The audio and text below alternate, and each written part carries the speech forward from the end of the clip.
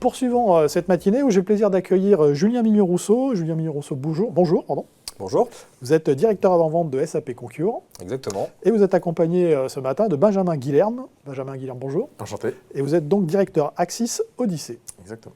Alors, le thème de votre intervention, ça va être DAF en 2021, ce qui a changé. Alors, il y a quelque chose qui a changé, on l'a tous vécu, c'est la pandémie. Alors, peut-être, première question, quelles ont été les conséquences de la pandémie? Et finalement, 18 mois plus tard, quel est le bilan? Alors, dans les conséquences, il y a une première conséquence qui était très directe, très court-termiste, qui était de se dire, là, en fait, il y a des nouveaux besoins qui ont émergé, puisqu'en fait, il y a eu une situation inédite. Donc, si on se place d'un point de vue DAF, ça veut dire devoir gérer de nouvelles problématiques pour l'accès aux informations, mais aussi potentiellement même de nouvelles sources de dépenses ou autres qui n'étaient pas forcément prévues.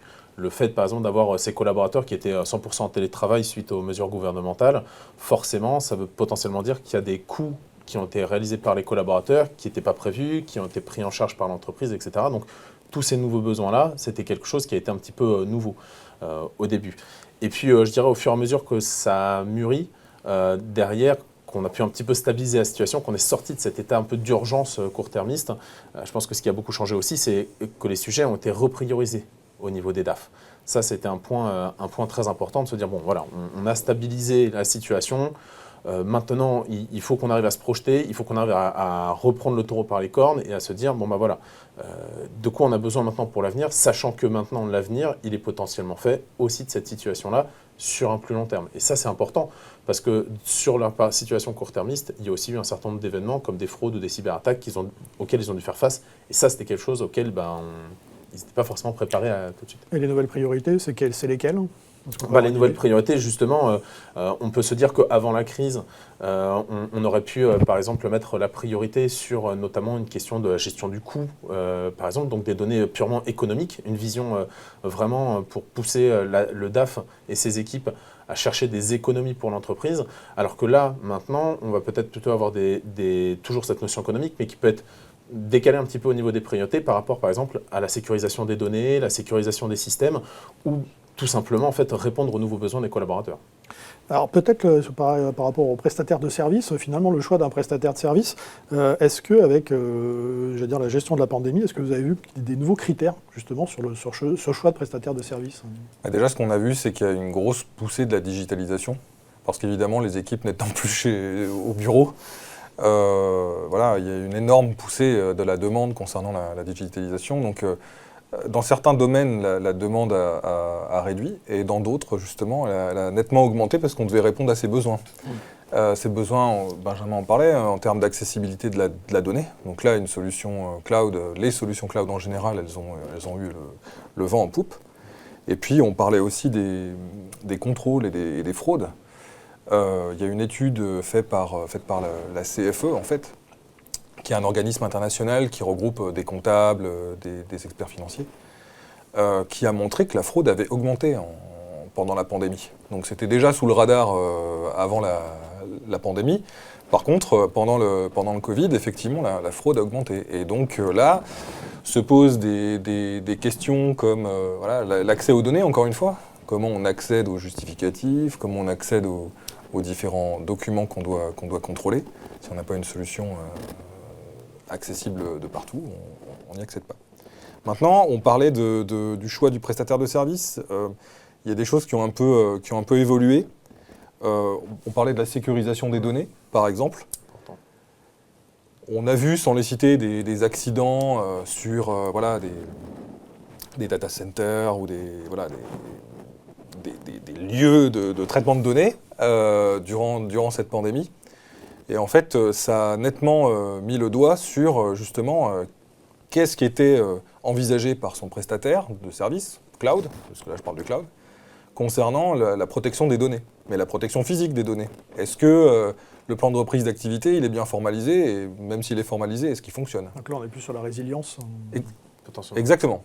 Norme sécurité et résilience, la 22301. Et donc là où c'était un sujet qui était abordé dans les consultations sur le marché, là ça a vraiment été très très important. Et les prospects, les clients ont cherché justement le respect de cette norme. Je pense que pour compléter, il n'y a pas forcément de nouveaux critères qui sont apparus, puisque comme le disait très bien Julien, il y a un certain nombre de problématiques et de critères qui étaient déjà sous le radar, comme il dit, c'est-à-dire qu'en fait, c'était déjà des critères à l'époque.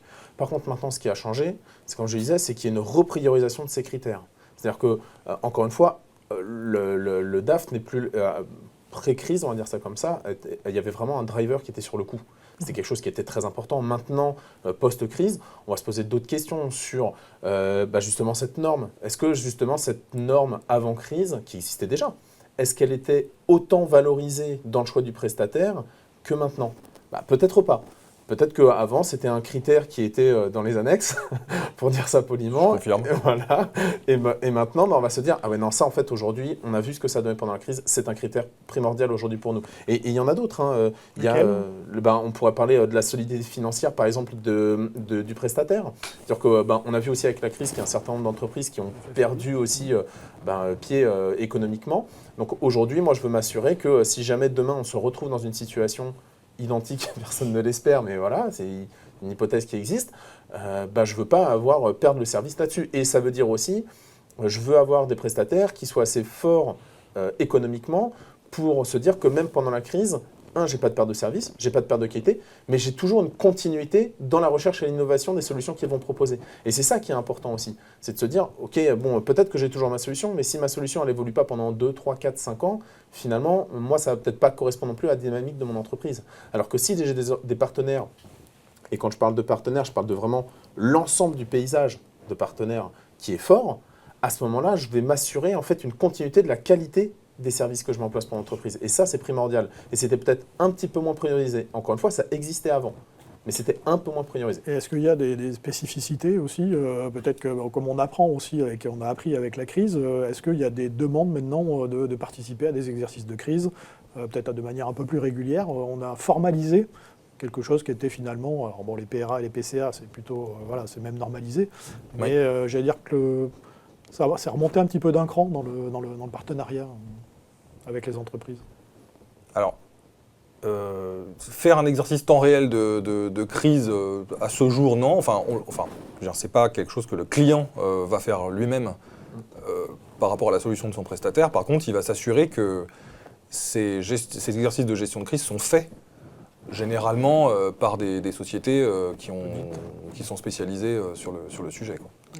Et est-ce qu'il y a d'autres spécificités, justement, sur lesquelles il faut faire attention, des bonnes pratiques? Alors, des bonnes pratiques, je saurais pas, mais il y a notamment, on parlait de la gestion de la fraude, en fait. Ça, c'est quelque chose qu'on voit de plus en plus régulièrement. Le fait d'avoir une solution qui permette de gérer la fraude sur des nouvelles tendances. Par exemple, durant cette crise Covid, on a bien sûr noté que les déplacements internationaux étaient un peu impactés. Maintenant, d'autres types de dépenses ont nettement augmenté, comme les indemnités kilométriques, par exemple.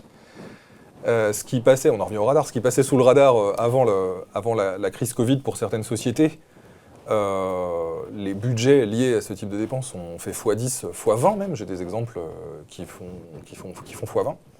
Et effectivement, quand on n'avait pas mis ce qu'il fallait en place pour ce type de contrôle sur ces dépenses-là, on n'était pas prêt. Donc encore faut-il être prêt pour ces nouveaux types de dépenses, équipement téléphonique, j'ai vu des budgets qui ont fait x10, x20.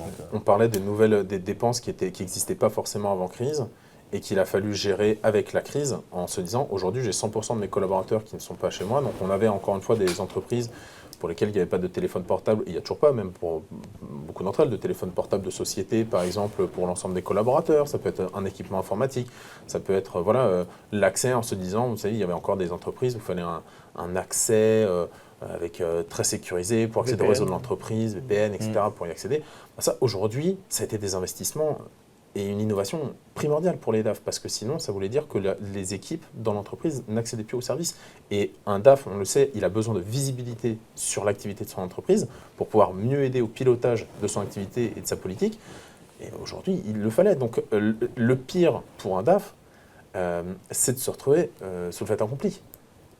Exactement. Le DAF a besoin de prévoir. C'est la prévision, c'est l'enjeu numéro 1 de la direction administrative et financière. Donc forcément, se retrouver sous fait accompli, c'est un problème. Et comme il n'y avait pas forcément les équipements nécessaires, comme le disait Julien, il y a des fois où c'était pas anticipé, c'était pas prévu, et là, d'un seul coup, le bas blesse.